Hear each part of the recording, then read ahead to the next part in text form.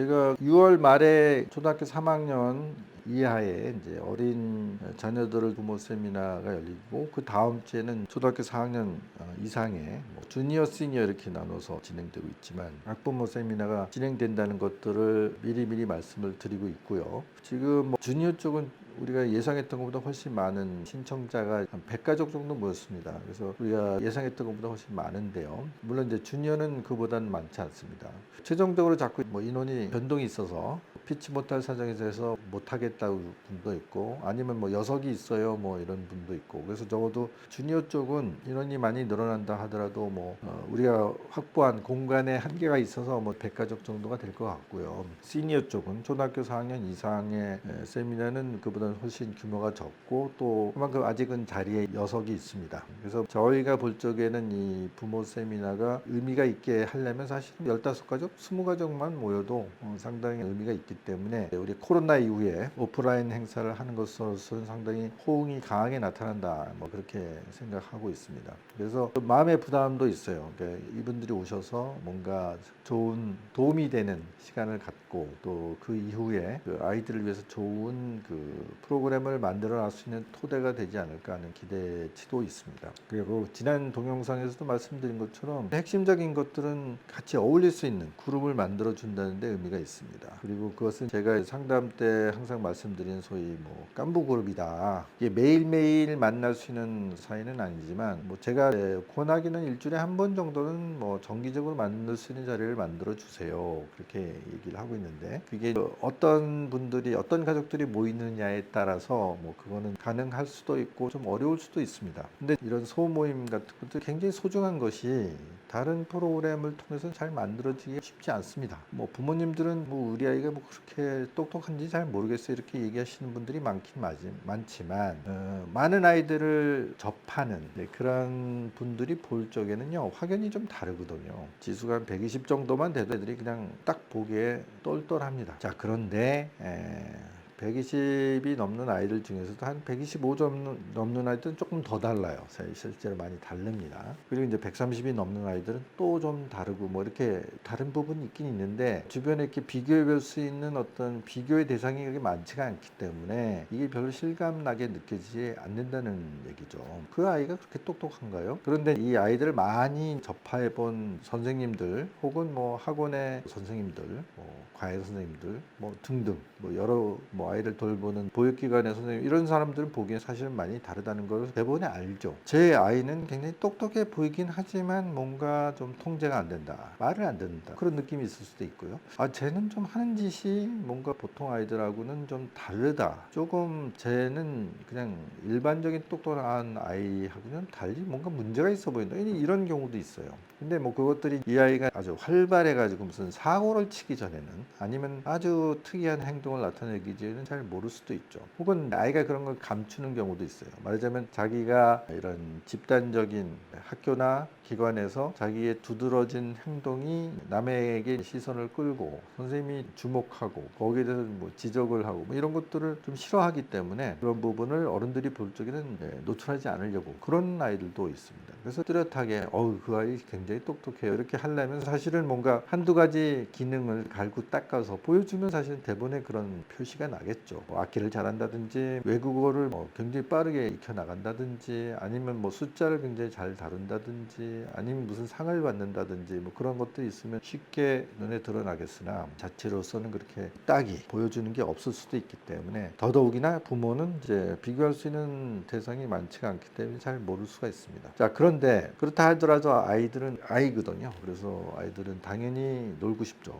이렇게 어울려서 놀 수 있는 아이들이 필요한데, 그런 아이들이 어느 곳엔가 이제 모였을 적에 대부분의 이제 부모들은 아이가 똘똘하니까 공부를 좀 시켜야 되지 않겠어요? 아니면 이제 그런 똘똘한 아이들 사이에서도 경쟁이 치열하니까 너무 그냥 놀기만 하면 되겠어요, 이런 의식이 많이 작동을 하고요. 아까 말씀드린 것처럼 학교의 선생님들이나 학원의 선생님, 이런 사람들은 대부분의 그런 아이들이 눈에 띄기 때문에, 부모보다는 훨씬 빨리 인지하기 때문에 이 애들은 공부를 시켜야 됩니다 라는 식의 조언을 하기가 상당히 쉽습니다. 그러다 보니까 그런 아이들이 모여있는 곳에 가게 되면 당연히 이 아이들은 머리가 되니까 공부를 좀 시킵시다. 이런 의식들이 굉장히 팽배해 있어요. 그래서 이 아이들이 모였을 때 우리 좀 아이들을 놀려줍시다. 그것도 잠깐 노는 게 아니라 2, 30분 노는 게 아니라 한 서너 시간 놀게 해줍시다. 하루 종일 놀게 해줍시다. 이런 얘기를 꺼내면요. 아주 그 싸한 분위기가 연출될 수 있어요. 저 엄마는 뭐 저래. 애가 별로 똑똑하지 않은가 봐. 뭐 그렇게 생각할 수도 있고요. 아니 아이가 똑똑한데 저렇게 놀리기만 못해. 뭐 이런 식의 눈초리나 그런 식의 반응 혹은 직접적인 언급을 받는 경우가 있어요. 자, 그렇게 되면은 제가 권하는 그런 아이들이 아주 결핍되기 쉬운 그 나이 또래의 어떤 놀이의 시간, 놀이의 경험들을 불행하게도 박탈하는 그런 문제가 생길 수 있다는 거죠. 그래서 이 커뮤니티 이든 안의 부모들은 그런 생각을 좀 뛰어넘어서 이 아이들이 굉장히 결핍해지기 쉬운 그런 정서적인 경험, 그리고 정말 자기의 가지고 있는 여러 가지 특성들을 자유롭게 노출을 해도 문제가 안 되는 그런 친구들 사이에서 아주 격렬한 상호작용, 이런 것들이 좀 필요를 하는데, 그랬을 때 이 아이들이 사실 억눌려 있던 그런 그 나이 또래에 필요한 행복한 경험, 이런 것들이 결핍되기 쉬운 리스크가 있는데, 그 리스크들을 줄여줄 수 있는 굉장히 드문, 쉽게 제공할 수 없는 그런 기회가 된다는 것을 말씀을 드립니다. 이 아이들을 모여서 놀게 할 수 있는 기회를 만들어줘야 되는데, 우리들은 됐으니까 아이들끼리 모아놓고 니네들끼리 놀아봐, 이게 잘 안 됩니다. 부모들이 먼저 그런 생각을 공유를 하셔야 돼요. 이 아이들의 이 나이에 꼭 필요한 부분은 이것이라는 것에 대해서 확신이 있어야 돼요. 이번 부모 세미나에서 그런 것들을 조금 설명을 드리기 위해서 몇 가지 자료를 준비 중에 있는데요. 아이들의 어떤 지적인 발달이 성장해 나가는 과정에서 꼭 필요한 자양분은 그 나이대에 따라 다르다고 얘기할 수 있습니다. 그러니까 만 8세, 9세 이전의 아이들이 그냥 앉아서 뭔가 문제를 풀어가면서 그렇게 해서 얻을 수 있는 어떤 지적인 성장이라는 것은 사실 그렇게 효과가 높지 않습니다. 8, 9세 이전에는 아이들이 많은 체험, 아주 생생한 체험들을 통해서 얻는 것들이 훨씬 크단 말이죠. 그리고 그런 것을 통해서 자기가 가지고 있는 잠재력과 가능성 같은 것들을 만끽할 수 있는, 느낄 수 있는 그런 경험들이 굉장히 중요합니다. 그리고 그것들이 아이의 지적 발달에 굉장히 큰 토대가 되고 굉장히 큰 자극제가 됩니다. 우리가 앉아가지고 어떤 필기를 하면서 혹은 문제풀이를 하면서 혹은 뭔가 책에 있는 것들을 암기를 하면서 이렇게 배울 수 있는 그런 시기는 부모님들이 생각하기보다는 조금 나중에 시작된다고 보고, 그때 했을 때 훨씬 큰 효과가 나타나요. 그러니까 너무 어린 나이에 뭔가 책상에 앉혀놓고 뭘 해야 된다 이런 것에 강박에 시달리면 안 돼요. 그렇게 해서 그 시기에 얻을 수 있는 것과 조금 나이가 들어서 12, 3살 때부터 고등학교 졸업하는 그 나이 때까지의 그런 활동을 통해서 얻을 수 있는 것과 그 이전의 아이들이 그런 활동을 통해서 얻을 수 있는 것에서는 효율의 차이가 있다는 거예요. 예를 들어서 뱃속에 있는 아이들한테 두뇌 발전을 위해서 뭐 옛날엔 사서 오경을 읽어줬다, 뭐 그런 얘기들이 나와요. 아니면 모차르트의 음악이 굉장히 좋대, 그래서 임신하는 상태에서 음악을 듣는 것들이 상당히 도움이 된다, 뭐 그런 얘기가 있는데 과연 그럴까? 그러니까 그렇게 태어난 아이의 성장 혹은 아주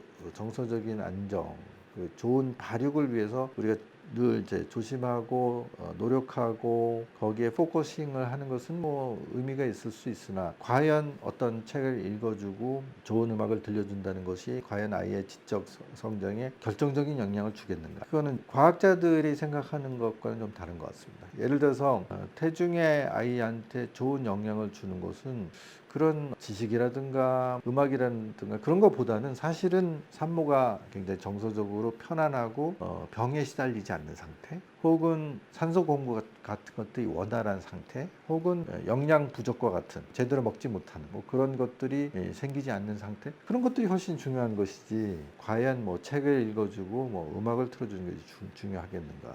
이제 그거는 생각할 바가 있는 것이죠. 아이의 하드웨어가 잘 발달할 수 있게 하는 것들은 훨씬 그런 생리적인 혹은 생물학적인 환경이 더 중요하겠죠. 그리고 아이가 태어나서 만 4세, 5세 이렇게 성장할 때는 그때도 마찬가지로 뭐 책을 읽어준다든가 그런 노력이 필요한 것이 아니라 이 아이가 정말 편안하게 느낄 수 있는, 그리고 안전한 먹거리, 그다음에 너무 이렇게 시끄럽거나 이 아이의 감각을 교란시키지 않는 그런 환경, 이런 것들이 더 영향을 주겠죠. 그리고 더 중요한 것은 사실은 스킨십이라든가 눈맞춤이라던가 아니면 뭐 쓰다듬고 안아주고 이렇게 해주는 뭐 그런 것들이 훨씬 더 아이의 성장에 도움이 되겠죠. 그건 육체적인 성장뿐만 아니라 정신적인 성장에도 역시 결정적일 것이다. 우리가 그렇게 생각하는 것이고요. 그리고 이제 8, 9세 이전에는 앉아서 학습하는 것보다는 아이들한테 많은 것들을 보여줄 수 있는, 체험을 할 수 있는 이제 그런 이제 활동들이 굉장히 중요하고, 또 또래하고의 정말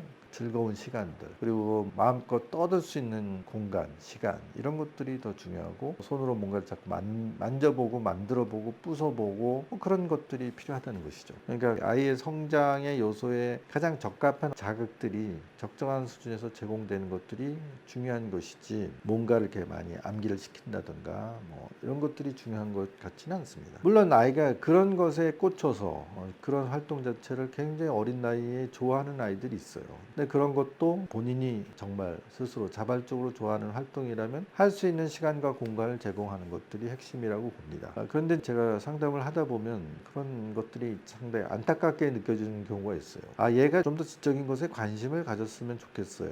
혹은 그런 것들을 좋아하는 아이들인데 얘는 지능지수는 높다고 그러는데 전혀 그런 걸 느낄 수 없어요. 뭐 그런 것은 제가 이해가 되는데, 어떤 어머니들은요, 뭘 하고 있는데, 뭔가 이렇게 지적인 걸 하고 있는데 얘 너무 지나치는 것 같아요. 너무 어린 나이에 얘가 숫자를 너무 좋아해요. 어린 나이에 너무 책에 빠져 있어요. 책을 너무 많이 봐요. 근데 그게 걱정이라는 거예요. 그럼 제가, 아니 꽤 많은 부모들이 그런 걸 안 한다고 걱정을 하는데 어머니는 반대네요. 이제 그렇게 얘기한 거죠. 거기까지도 좋아요. 근데 예를 들어서 얘가 숫자에 빠져서 막 뭔가를 열심히 하고 있는데, 야 숫자는 그만하고 영어를 해라, 뭐 이런 부모도 있어요. 또 어떤 부모는 반대로 애가 영어에 뭔가 필이 꽂혀가지고 영어를 열심히 하는데, 영어는 그 정도면 잘하는 것 같으니까 영어는 좀 그만하고 수학을 좀 해라, 뭐 그런 부모도 있어요. 또 심지어는 이런 것도 있어요.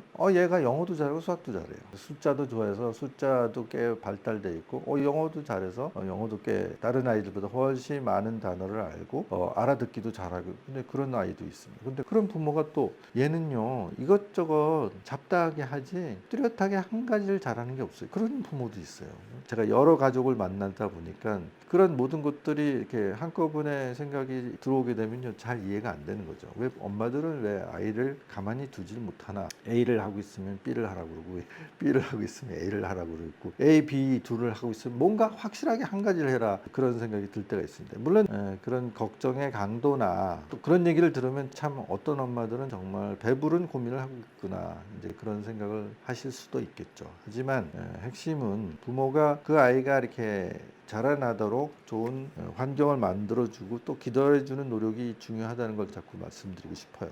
그걸 자꾸 인위적으로 자꾸 손을 집어넣어서 이렇게 구부리고 저렇게 구부리고, 혹은 이렇게 통제하고, 아니면 억누르고, 혹은 부추기고, 이런 것들이 좀 과도해지면 자연스러운 성장에 여러 가지 교란을 일으킬 수 있겠다. 그러니까 아이를 다른 아이들하고 자꾸 비교하는 그런 마인드도 우리가 극복을 해야 되고요. 그리고 이 아이가 어느 시기가 되면 아이가 갖고 있는 잠재력을 폭발적으로 발전시킬 수 있을 것이다 하고 믿고 기다려주는 마음도 필요할 것이고요.